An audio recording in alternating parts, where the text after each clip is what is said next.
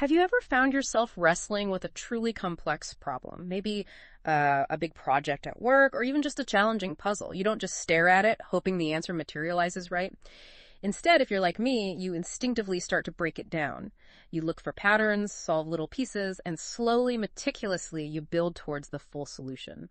It's a process of, deep logical reasoning, getting those small aha moments, not just blindly trying everything. Well, today we're embarking on a deep dive into something truly fascinating.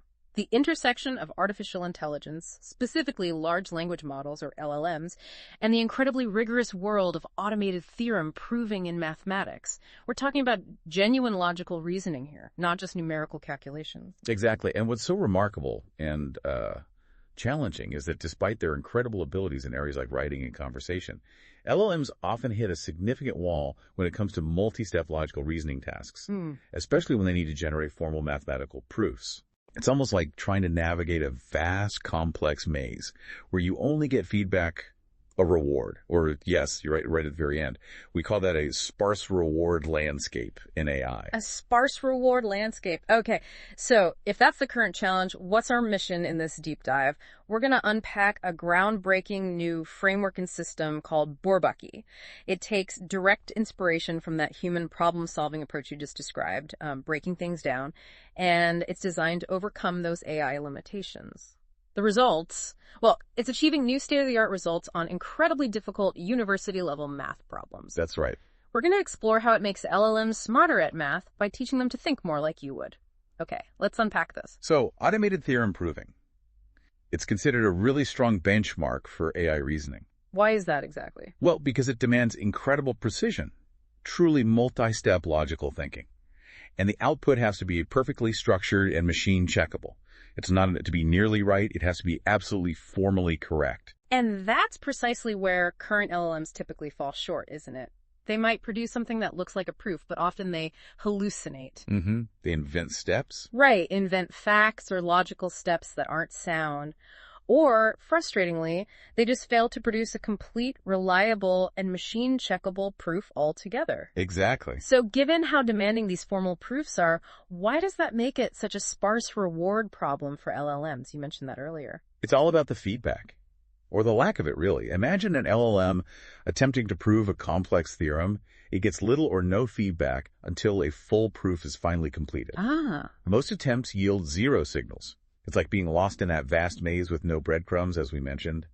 How can an AI learn and improve when it doesn't know if its last 20 steps were good or bad or even relevant? It just doesn't get those little pats on the back along the way. Right. No intermediate validation. And the perfect and incredibly tough example of these challenges is the PutnamBench dataset. This is definitely not your average high school math problem set. Not at all. These are university-level proof tasks, problems formalized from the notoriously difficult William Lowell Putnam mathematical competition. The Putnam, yeah. Heard it's brutal. It is. We're talking problems well beyond routine textbook exercises. This is a real high-stakes test of an AI's deep reasoning capabilities. Okay, so the challenge is clear. What's truly fascinating here, you said, is how the researchers look to human intuition for a solution. Exactly. Human mathematicians don't just blindly search for a solution to these kinds of complex problems. Instead, they instinctively decompose a complex problem into a sequence of smaller intermediate goals, what we call subgoals. And this process provides a natural internal feedback loop for us, right? Precisely. When you prove a useful intermediate step, even if the final proof is still incomplete, you get a clear signal of progress. That aha moment, that little win, tells you you're on the right track. I mean, I remember trying to solve a particularly gnarly Rubik's Cube once. It felt impossible until I started focusing on just one side, then one layer. Each small step felt like a mini victory. That's a great analogy. That feeling, that internal validation, is the core inspiration for this new AI approach. So if that's the human secret of breaking problems down and getting those little bursts of aha, how do you translate that natural internal feedback into an AI system? That's where it gets really interesting, you mentioned. It is.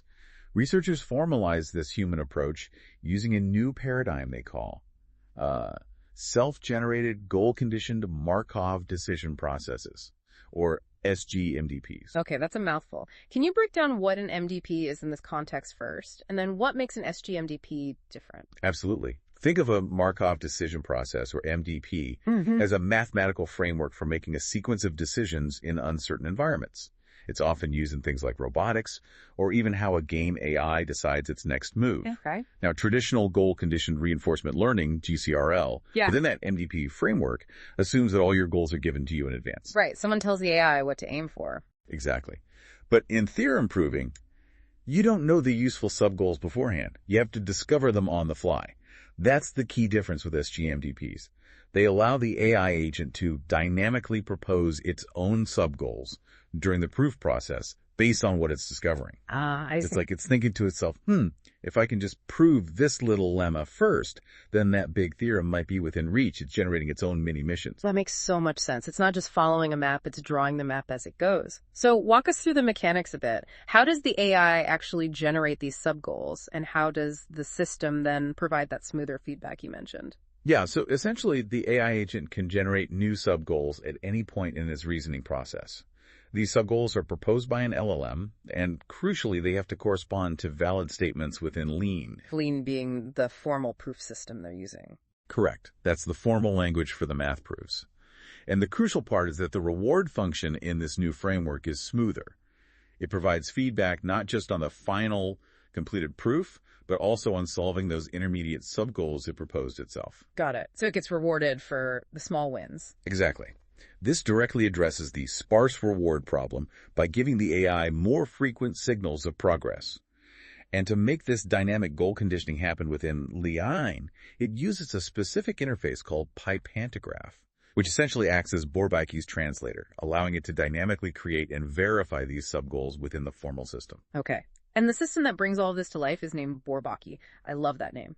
It's inspired by the pseudonymous group of French mathematicians known for their rigorous and systematic approach to mathematics. A very fitting homage. It really is. Bourbaki is designed as a modular system, meaning it can ensemble or combine multiple LLMs, leveraging their individual strengths. Like a team effort. Sort of, yeah. So it might combine models like DeepSeek Prover V27B and Camina 7B, using them together for both generating those dynamic subgoals and synthesizing the specific logical steps in a proof.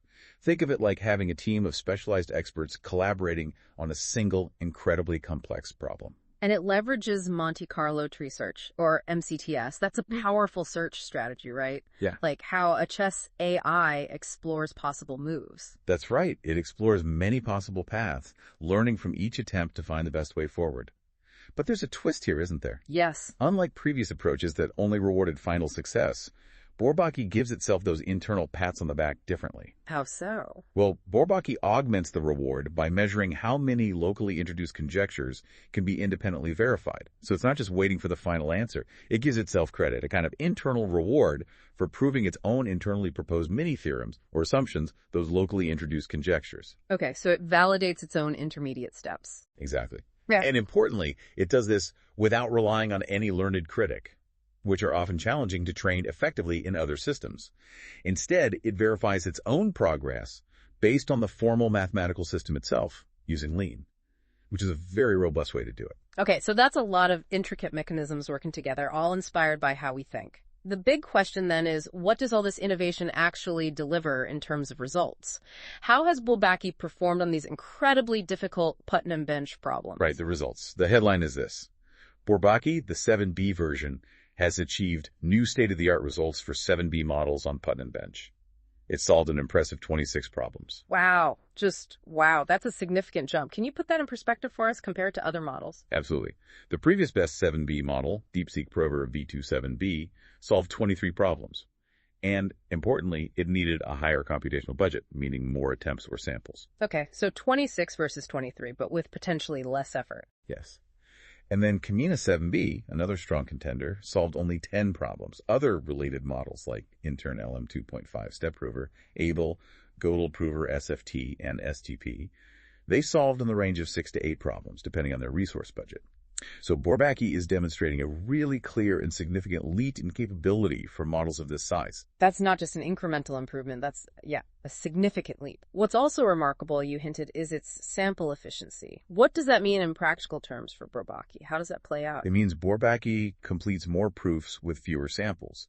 Essentially, it needs fewer tries to find a solution. It's more efficient. Okay. For example, when they apply the Bourbaki framework to the existing STP prover, Bourbaki helped solve 7 out of 644 problems with just 64 attempts, or passes, at the problem, compared to STP6 problems with the same number of passes. So, one more problem solved with the same budget. Okay, better efficiency there. But even more strikingly, it discovers a proof with just 128 attempts that the base STP model only found after an astonishing 3,200 attempts. Whoa, 128 versus 3,200.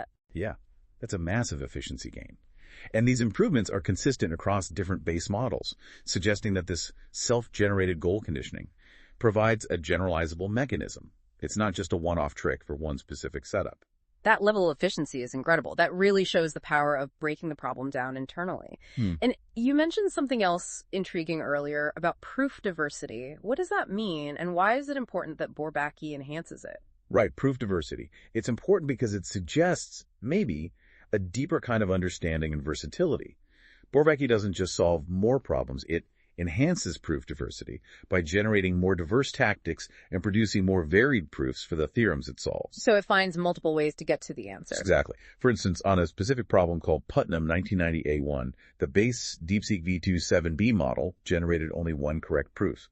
Bourbaki, using the same base model, produced 4 distinct correct proofs. 4 different ways. Okay. Yeah. And on another one, Putnam 2001A1, DeepSeek V2-7B generated 36 correct proofs, which is already quite a few.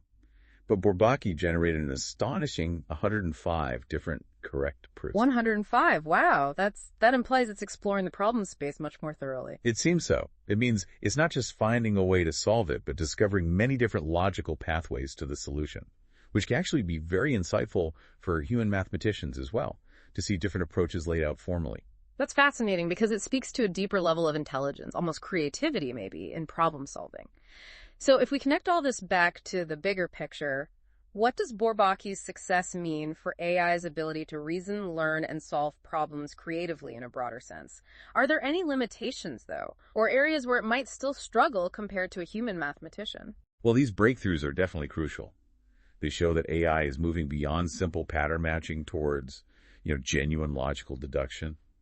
It's becoming more human-like in its problem-solving approach, which is exciting. It's not just about math, it's about enabling AI to tackle complex logical tasks in a more adaptable and efficient way across different fields, perhaps. But the limitations. Right. As for limitations, while Bourbaki excels at formal verification and structured search, human mathematicians often rely on, intuition, years of experience, and sometimes these really creative leaps that aren't yet fully captured by these systems. The flashes of insight. Exactly. Sometimes a human might see a shortcut or a completely new perspective that an AI, even one generating its own subgoals, might miss, because it's still operating within a more structured formal search space, even if it's creating parts of that space itself. Also, the interpretability. Understanding why the machine chose a certain path, even with subgoals, can still be a challenge for humans to fully grasp or verify intuitively sometimes. That makes sense. It's a huge step forward in methodical reasoning, but still distinct from that less formal human intuition. So to sum it all up then, Bourbaki's novel use of self-generated subgoals, directly inspired by how humans break down complex problems, is a significant leap forward in automated theorem proving. It makes large language models not only more efficient, but also more versatile and genuinely logical at complex mathematical reasoning. It captures it well, and it leads to some really interesting questions for the future. Like what? Well, if AI can now teach itself to solve problems by dynamically breaking them down, much like we do, what other previously unsolvable human challenges might it tackle next? How might this ability to generate and pursue its own subgoals change the way we approach complex scientific discovery or even engineering design? It really opens up some possibilities.